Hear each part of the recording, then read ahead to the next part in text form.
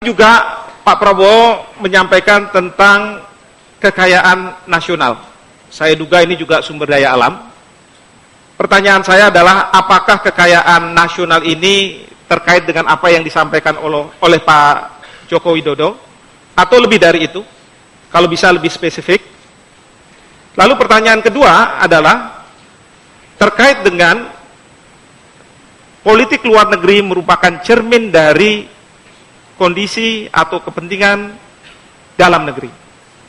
Kalau boleh saya tanya di sini, apa yang menjadi kepentingan nasional kita saat ini ketika kita berhadapan dengan negara-negara yang mempunyai hubungan secara bilateral maupun negara-negara besar yang ada di kawasan? Saya persilahkan. Baik, terima kasih saudara moderator.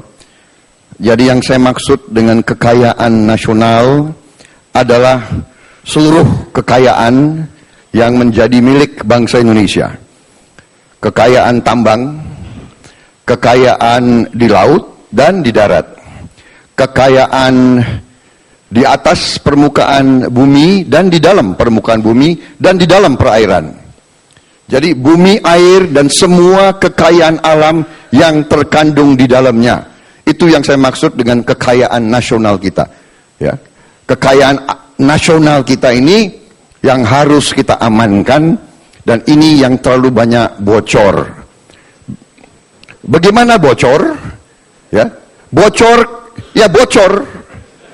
Bocor artinya mengalir dari luar negeri, dari Indonesia ke luar negeri. Ya.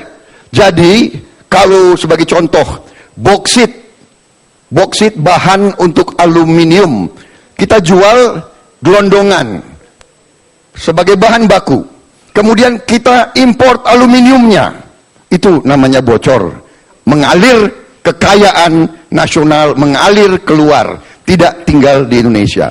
Itu yang saya maksud. Kemudian cermin dari politik luar negeri, cermin dari kondisi dalam negeri.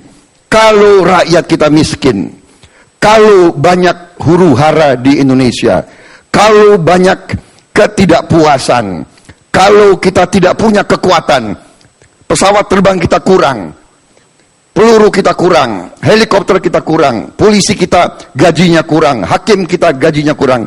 Kalau demikian, kita tidak punya wibawah ke luar negeri. Kita tidak akan didengar, kita tidak akan dihormati.